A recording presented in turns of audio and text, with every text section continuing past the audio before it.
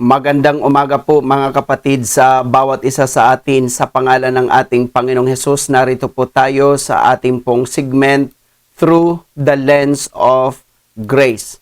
Mga kapatid, ating pong ipagpapatuloy ang ating pong pagbabalangkas sa Who I Am When I Met Christ Jesus, and we're now here in part 13. We are dignified, not shameful.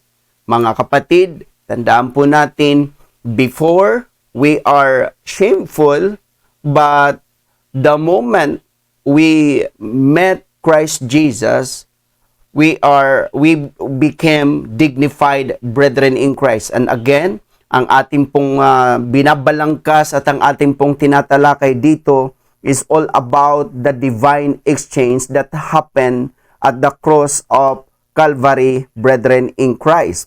And the divine exchange has been already taken place because Jesus was shamed that we might be dignified. Let me repeat it again, and let me read it again, and let me emphasize this, brethren in Christ. Jesus was shamed that we might be dignified.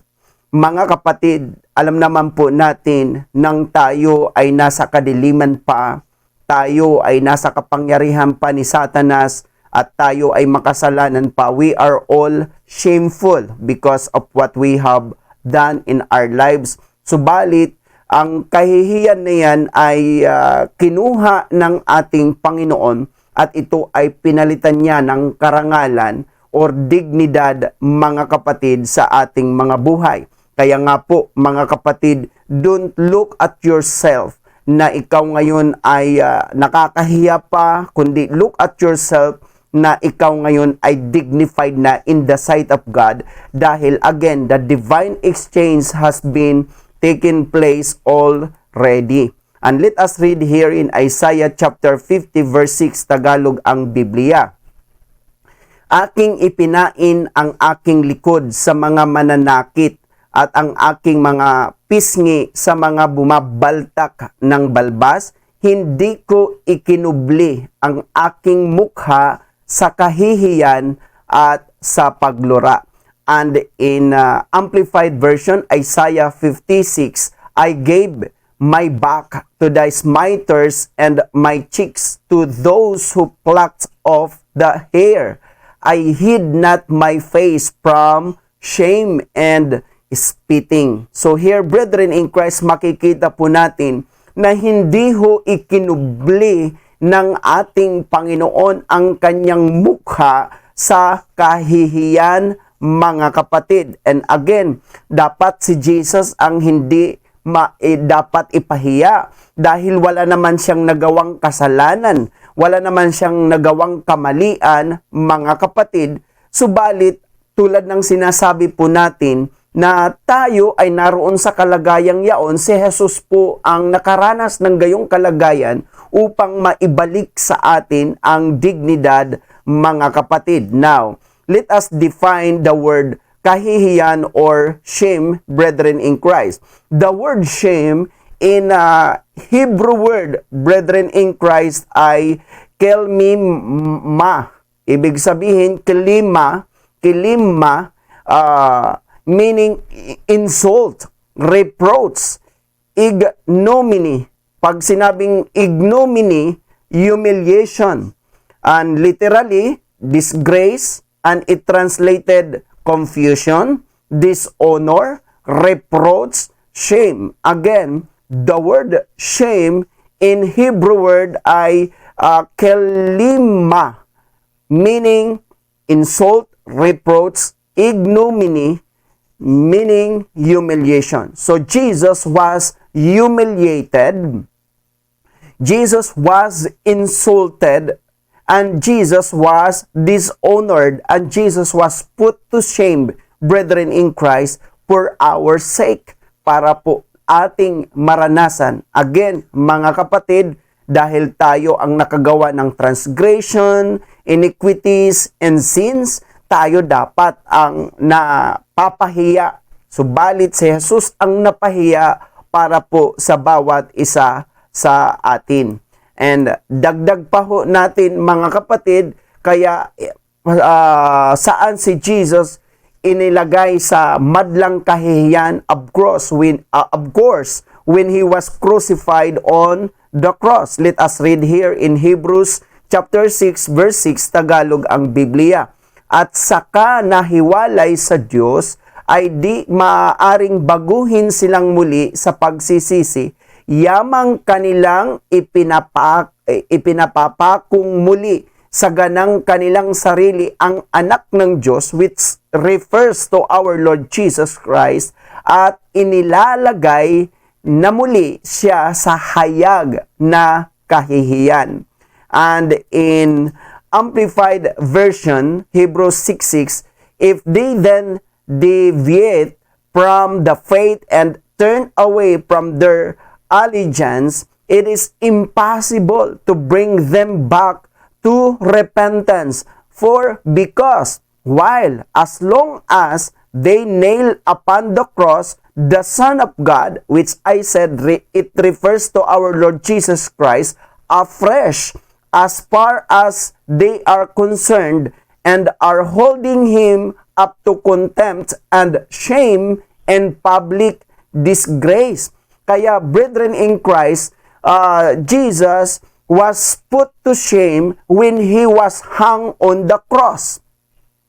At atin pong makikita na he was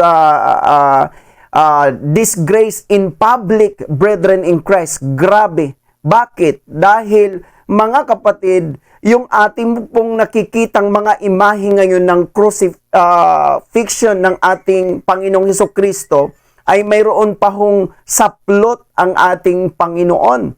Subalit, ang realidad, when Jesus Christ was hung on the cross, he was totally naked. Siya po ay lubos na hubad, mga kapatid, dahil kapag ikaw ay crucifix, kailangan kang hubaran at hubuan kasi ilalagay kanila sa madlang kahihiyan, and that is what happened to our Lord Jesus Christ, brethren in Christ. That's why when he was hung on a tree or on the cross, brethren in Christ, he was totally naked. Kaya nga po ang mga kababaihan roon ay hindi ho nakakatagal o hindi makatingin sa ating Panginoon dahil he was totally naked, maliban lamang, mga kapatid, sa kanyang nanay at sa kanyang minamahal na alagad, no other than John the Beloved, because dalawa lang naman po ang nag-stay ho doon, mga kapatid, sa harapan ng krus ng ating Panginoon. And again, mga kapatid, ito po ay sobrang nakakahiya, yung ihangka sa harap ng maraming tao, sa public, brethren in Christ. You will be disgraced in public, putting you into shame, and hanging you totally naked, hubot-hubad, mga kapatid. Kaya mali po yung portrait nila kay Jesus Christ na nakapako sa krus na mayroong pang sapin o mayroong pang, sabihin natin, something na nakakover. But in reality, if you will study the cultures, brethren in Christ, sa isang crucifix na tao, hinuhubaran, hinuhubuan, at ipinapako po itong totally naked, brethren in Christ. At again, yan po ay nangyari sa Panginoong Hesukristo, because when he was crucified on the cross, brethren in Christ, remember that he was put to shame and he was disgrace in public, para po siya ay mapahiya. Bakit po nangyari yun sa ating Panginoon? Dahil gusto ng Diyos i-restore ang ating dignity bilang creation ng ating Panginoon. And let us now define the word shame. Kung kanina ang ating dinefine na shame ay in Hebrew word, let us now define the word shame in Greek word, brethren in Christ. At ito po ang the word shame in Greek word ay paradigmatizo. At ito po ay galing sa two Greek words na para means here, from beside, and digmatidzo means to exhibit, make a show. So kung ating pong pagsasamahin, meaning to set forth as an example, brethren in Christ. Literally, put to open shame, make a public example of, put to disgrace. And it translated, make a public example, put to an open shame, brethren in Christ. Kaya here, atin pong makikita na maliwanag, mga kapatid, that the word shame in Greek word ay paradigmatizo, which means, brethren, ay to set forth as an example. Diga nga po, sa ating nga pong panahon, pag mayroon pong nahuling nagnanakaw, ang gagawin po ng mga ilang mga barangay, depende sa kanilang sabihin natin patakaran, ay ipapapasan ang bagay na ninakaw. Kung TV, ay ipapapasan nila ang TV at bibigyan ng karatula sa kanilang dibdib, magnanakaw ako, wag nyo akong tularan, at yan po ay iikot sa buong barangay. So yun po ang way para maging example na hindi na po dapat tularan, at ito rin po ay pagpapahiya sa isang taong nagnakaw.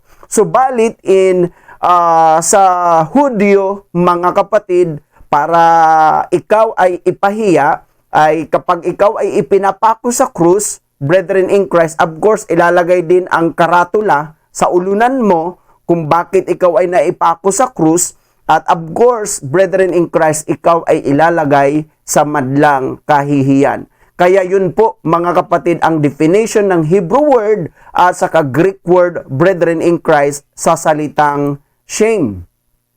At totoo po ba at mayroong bang talata na nagsasabi sa Biblia na si Jesus ay totaling naked? Of course, sabi po ng Mateo 27:35 to 36 Tagalog ang Biblia, at nang siya'y kanilang maipako sa krus, which refer to our Lord Jesus Christ, ay kanilang ibinahagi ang kanyang mga damit na kanilang pinagsapalaran, at sila'y nangagsiupo at binantayan siya roon. And in Amplified Version, Matthew 27:35 to 36, and when they had crucified him, Jesus Christ, they divided and distributed his garments among them by casting lots, so that the prophet's saying was fulfilled. They parted my garments among them, and over my apparel they cast lots.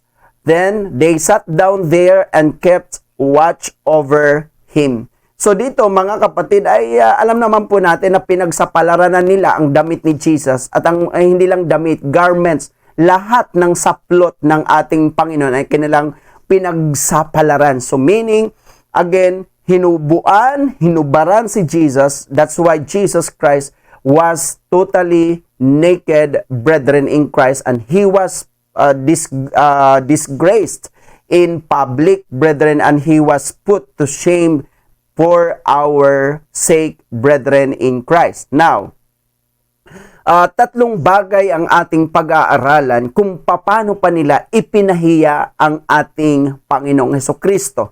Kaya mga kapatid, atin po itong ipapaliwanag, of course, with the customs and traditions of the Jew, brethren in Christ, para lalo po tayong nakakaunawa sa salita ho ng Diyos. Number one, we are dignified because He was dishonored. Mga kapatid, kaya tayo ay dignified dahil si Jesus was dishonored. Dinishonor po siya. Hindi siya iginalang, hindi siya inirespeto, mga kapatid. Bakit po? Because sa Jewish times, brethren in Christ, or in Bible times, ang beard, brethren in Christ, or yung bigote, anong tawag nito, balbas, ito po ay sumisimbolo ng dignity, brethren in Christ. Kaya nga po, ang mga high priest, ang mga priest, ang lahat ng may mga katungkulan nun ay nagpapahaba ho ng balbas because habang umahaba ang iyong balbas, brethren in Christ, the more you are dignified. And don't you know what happened to our Lord Jesus Christ? Again, let us read in Isaiah chapter 50 verse 6. Ito ang wika sa Tagalog, ang Biblia. Aking ipinain ang aking likod sa mga mananakit at ang aking mga pisngi sa mga bumabaltak ng balbas. Hindi ko ikinubli ang aking mukha sa kahihiyan at sa paglura. And in Amplified Version, Isaiah 56, I gave my back to the smiters and my cheeks to those who pluck off the hair. I hid not my face from shame and spitting. Again, in Bible customs and tradition, ang beard ay tanda ho ito ng dignity, brethren in Christ. The more na humahaba po ang iyong balbas, the more you are dignified. At ang ginawa po nila mga kapatid, dahil sobrang ipinahiya nila ang ating Panginoon, binaltak ang kanyang balbas, mga kapatid. And again, that is showing people na siya po ay dinidishonor, niwawalan ng respeto, niwawalan ng galang, at iyan ay dahil po sa atin, mga kapatid. Now, let us define, kasi ang pluck of the hair ay isang Hebrew word lang po ang ginamit. The word plucked of the hair in Hebrew word is marat, meaning to make smooth, tanggalin, kaya hindi na po siya magaspang kasi wala ng balbas. Bare or bald, to score, polish, literally, to polish, to make bad, to gall, to sharpen, bright, furbish, have his hair be fallen off, peeled, pluck of the hair, and it translated bright, furbished, fallen hair, peeled, plucked. So here, brethren in Christ, ay makikita po natin na talagang para bang pinalis nila ang pisngi ng ating Panginoon dahil walang natirang balbas, mga kapatid. Siyempre, pag may balbas ka, hindi po yan makinis, kundi yan po ay medyo magaspang. Pero si Jesus ay talagang pinakinis nila ang kanilang pisngi dahil binaltak nila ang lahat ng balbas ng ating Panginoon. And again, ito po ay pagpapakita sa mga tao that He was dishonored because ang beard, it represent ng dignity. Talagang inalisan ng dignidad ang Panginoon upang tayo na wala ng dignidad dahil tayo ay nagkasala. We sinned, nakagawa tayo po ng transgression, nakagawa tayo mga kapatid ng iniquities. Pero ang Panginoon ang ipinahiya, ang Panginoon ang dinishonor para po tayo ay magkaroon ng honor at magkaroon tayo ng dignidad, mga kapatid. Let us go on. Number 2, we are dignified because He was disgraced. Binanggit na po kanina that Jesus Christ has been disgraced, brethren in Christ, when He was hung on the cross. Papanong paraan naman, mga kapatid? Sa Matthew 26:67, Tagalog ang Biblia, nang magkagayoy, niluraan nila ang kanyang mukha at siya'y kanilang pinagsusuntok at tinatampal siya ng mga iba. And in Amplified Version, Matthew 26:67, then they spat in his face and struck him with their fists, and some slapped him in the face, sinampal. And in King James Version, Matthew 26:67, then did they spit in his face and buffeted him, and others smote him with the palms of their hands. Mga kapatid, sinampal po ang Panginoon. Tandaan nyo po, ang isang tao, kapag sinampal mo, mga kapatid, ito po ay pagpapahiya sa kanya. Kaya nga 'di ba sinasabi ng Panginoon na kung mayroong sumampal sa iyong kaliwa, ibigay mo rin po ang iyong kaliwa. Ang interpretasyon po noon, kapag ipahiya ka ng minsan, hayaan mo lang ipahiya ka pa ng minsan. So yun po ang ano doon mga kapatid, ang pagsampal sa Bible, customs and tradition, ito po ay one way, brethren in Christ, in disgracing someone, brethren in Christ. Kaya kung ikaw ay manampal, para bang ipinapahiya mo ang iyong sinampal. Kaya nga po mga kapatid, nakikita nyo po ang taong nasampal, lalo na sa harap ng maraming tao, iyan po ay kahihiyan sa kanya because ang pagsampal ay isang bahagi po ng pagpapahiya ng isang tao at iyan po ay nangyari sa ating Panginoong Hesukristo. Now, let us define the word smooth with the palms of the hands. Ang sabi po sa Greek word, brethren in Christ, ay rapedzo. Meaning ng rapedzo, to let fall,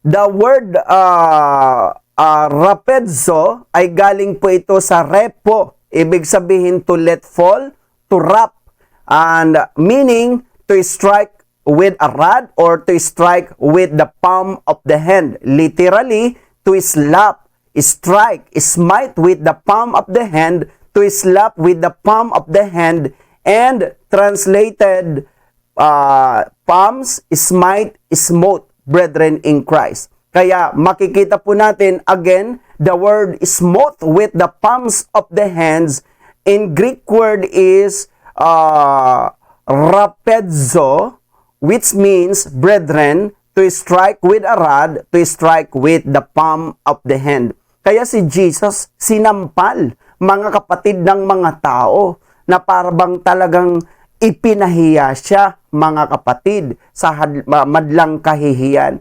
Kaya kita niyo po ang tao na nasampal sa harap ng maraming tao, hindi na ho siya halos makatingin sa mga tao na naka-witness dahil mga kapatid, ito po ay one way of disgracing sa isang tao, mga kapatid. At again, si Jesus ay na-disgrace para po tayo maging dignified. And lastly, brethren, number 3, we are dignified because He was degraded. Mga kapatid, ibang usapin pag sinasabing degraded. At paano si Jesus denigrade, brethren in Christ? Now, let us read in Matthew 27 verse 30, Tagalog ang Biblia. At siya'y kanilang niluluraan at kinuha nila ang tambo at sinaktan siya sa ulo.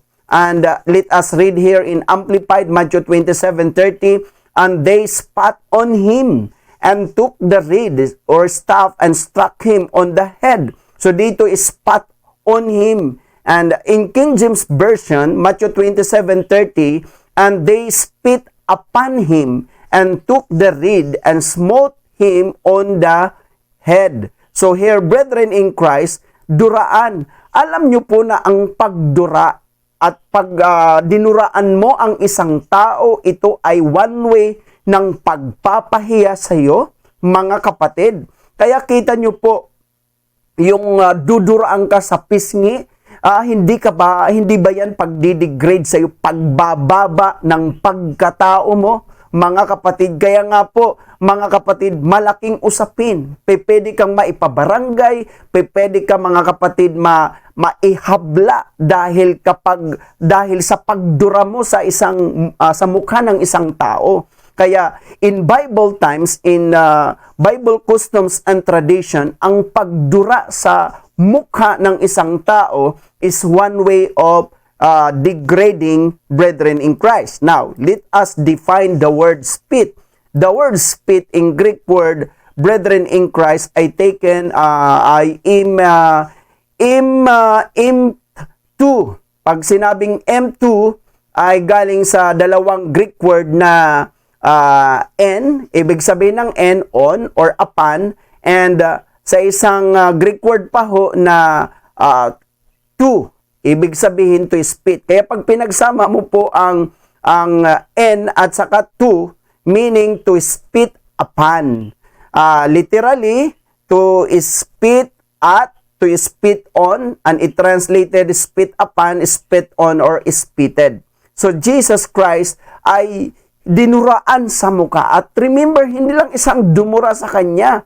Marami ho ang dumura sa mukha niya, mga kapatid. At ito po ay pagdidegrade sa kanya. Bakit po dinigrade ang Panginoon? Para tayo, mga kapatid, tayo po magkaroon ng dignified na buhay, brethren in Christ. Kaya yung tatlong bagay na yon, beside na He was hung on the cross totally naked, hubot-hubad para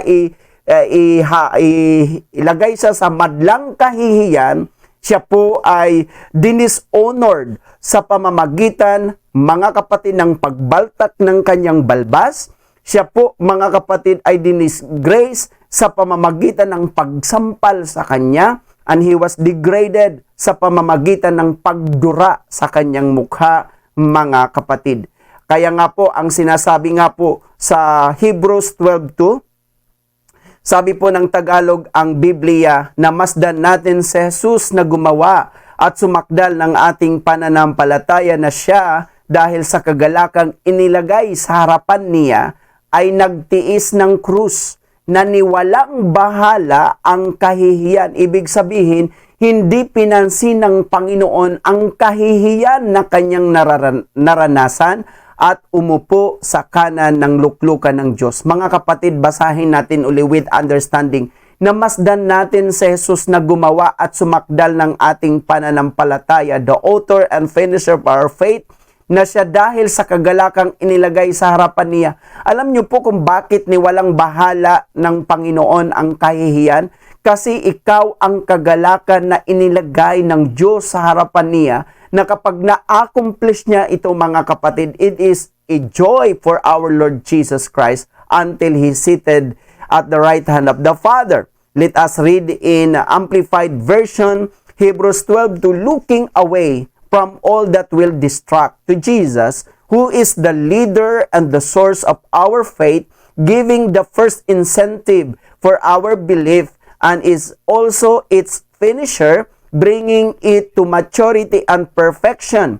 He, for the joy of obtaining the prize, and you are the prize, brethren, that was set before Him, endured the cross, despising and ignoring the shame, and is now seated at the right hand of the throne of God.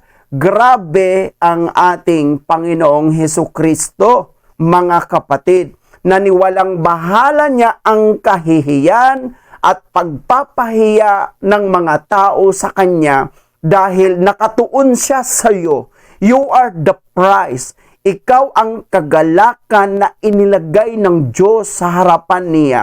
At because of you, kanyang niwalang bahala ang kahihiyan sa krus, mga kapatid, upang makamtan lang po natin ang karangalan o yung tinatawag natin dignity. Kaya, mga kapatid, tayo ngayon ay may dignidad at wala na sa kasiraan. Tayo ngayon ay mayroon ng dignidad at wala na sa kahihiyan. Tayo ngayon ay may dignidad at wala na sa kakutyaan. Tayo ngayon ay may dignidad at wala na sa kahubaran. Tayo ngayon ay may dignidad at wala na sa kadustaan. Tayo ngayon ay may dignidad at wala na sa kahamakan. Tayo ngayon ay may dignidad at wala na sa kainsultuhan. Tayo ngayon ay may dignidad at wala na sa kaalipustahan. Tayo ngayon ay may dignidad at wala na sa kasiraang puri. Tayo ngayon ay may dignidad at wala na sa kasiraang dangal. Tayo ngayon ay may dignidad at wala na sa kawalang respeto. Tayo ngayon ay may dignidad at wala na sa kawalang galang. Atin tandaan, wala na tayo sa kasiraan, wala na tayo sa kahihiyan, wala na tayo sa kakutyaan, wala na tayo sa kahubaran, wala na tayo sa kadustaan, wala na tayo sa kahamakan, wala na tayo sa kainsultuhan, wala na tayo sa kaalipustahan, wala na tayo sa kasiraang puri, wala na tayo sa kasiraang dangal, wala na tayo sa kawalang respeto, wala na tayo sa kawalang galang, mga kapatid.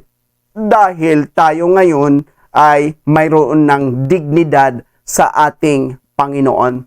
At mga kapatid, ipinanumbalik ang dignity sa ating Panginoon, mga kapatid. And things to ponder.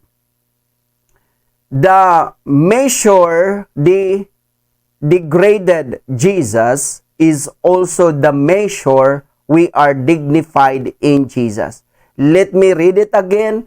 Let me emphasize this again, brethren in Christ. The measure they degraded Jesus is also the measure we are dignified in Jesus. What I'm pointing out, brethren in Christ, kung paano sobrang dinigrade nila, ibinaba ang pagkatao ng ating Panginoong Kristo, ganun din namang kasubra-subra ang pagiging dignified natin kay Kristo dahil sa kanyang ginawa. Kaya mga kapatid, salamat dahil kung sobra-sobra si Jesus na ibinaba ang kanyang pagkatao, sobra-sobra naman na tayo ngayon ay dignified sa mata ng ating Panginoon. Remember, brethren, that we tackled 3 things this morning. We are dignified because He was dishonored. We are dignified because He was disgraced. And we are dignified because He was degraded. Let me read it again, brethren in Christ. We are dignified because He was dishonored. We are dignified because He was disgraced. And we are dignified because He was degraded. Brethren in Christ, we tackled this morning who I am when I met Christ Jesus, and we tackled part 13, we are dignified, not shameful. Kaya wag nyo na pong ilagay sa ating mga sarili na tao lang tayo, mahina tayo, marupok tayo. Dati ho yun. Subalit ngayon, ang lahat ng kahihiyan natin ay wala na dahil si Jesus ang napahiya. Kaya tayo ngayon ay may dignidad o may karangalan, mga kapatid, sa mata ng Diyos at maging sa mata ng tao. Kaya salamat sa ating Panginoong Hesukristo, mga kapatid. And I hope na napagpala po tayo sa ating pong segment, Brethren in Christ, through the lens of grace. Salamat po sa inyong pakikinig at panunood. Mapagpala po tayo lahat ng ating Panginoon at patuloy po tayong mag-aral sa biyaya ng Diyos upang tayo ay patuloy na lumago sa biyaya ng Diyos. Mga kapatid, hanggang sa muli nating pagtatalakay tungkol po sa biyaya ng ating Panginoon. God bless us all.